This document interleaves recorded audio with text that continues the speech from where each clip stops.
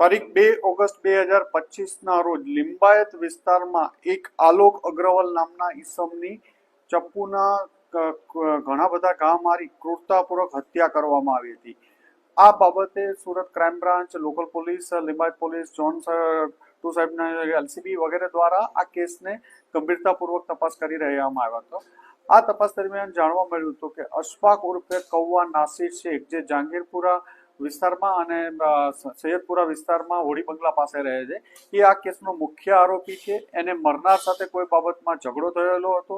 આ ઝઘડાના અનુસંધાને તેણે બીજા 4 લોકોને એને ખૂબ ક્રૂરતાપૂર્વક મારી નાખવા માટે સોપારી આપી હતી અને એમના આંગળા કાપી નાખવા સુધીની પણ વાત કરેલી હતી. આ તપાસ દરમિયાન અન્ય 5 આરોપીઓ અબરાર ઉર્ફે લસ્સી, મોહમ્મદ શેખ, હતપક સિંહ, ભગવાન સ્વાય, રમજાન પાડો અને અફસર ઉર્ફે બોકાની અગાઉ 5 લોકોની આ કેસમાં ધરપકડ થયેલી હતી. અને સુરત ક્રાઇમ બ્રાન્ચ દ્વારા આ કેસના મુખ્ય આરોપી અશફાક ઉર્ફે કૌવાની અલગ અલગ જગ્યાએ છેલ્લા 5-7 દિવસથી કન્ટિન્યુ તપાસ કરવામાં આવી હતી, જેમાં મહારાષ્ટ્રમાં માલેગાંવ, નંદુરબાર, ચીખલી, વલસાડ, નવસારી અલગ અલગ જગ્યાઓ પર સુરત ક્રાઇમ બ્રાન્ચના અલગ અલગ પોલીસ ઇન્સ્પેક્ટરોની ટીમ દ્વારા સતત આ બાબતે તપાસ કરવામાં આવી હતી. ગઈકાલે ક્રાઇમ બ્રાન્ચના પોલીસ ઇન્સ્પેક્ટર જૈન ગૌસ્વામીને એક બાતમી મળી હતી કે આ કેસનો મુખ્ય આરોપી અશફાક છે એ વાપી, વલસાડ અથવા સેલવાસ વિસ્તારમાં ફરી રહ્યો છે અને ત્યાંથી એ ફરીથી ક્યાંક દૂર બીજા રાજ્યમાં ભાગવાની તૈયારીમાં છે. આ બાતમી આધારે ક્રાઇમ બ્રાન્ચની એક ટીમ 4 માણસોને લઈને જૈન ગૌસ્વામી તરત રવાના થયેલા હતા અને સેલવાસની વિસ્તારમાં પેટ્રોલિંગ કરતા હતા. ત્યારે એમને એક સ્પેસિફિક લેટ નાઇટ માહિતી મળી કે વલસાડમાં વાપી વિસ્તારના ડુંગરા પોલીસ સ્ટેશનની હદમાં એક અમન પાર્ક સોસાયટી છે.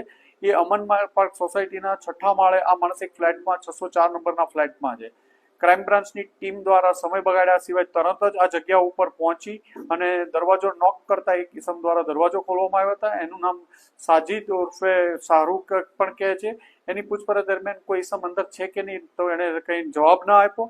દરમિયાન 2 માણસો એમને પાસે ઉભા રહી અને બીજા પીઆઈ જૈન ગૌસ્વામી અને બીજા માણસો જે રૂમ તપાસતા હતા તે એક રૂમનો દરવાજો નોક કરતા અંદરથી અશફાક એક લેડી બહાર આવી અને અંદર જતા અશફાક હાજર હતો.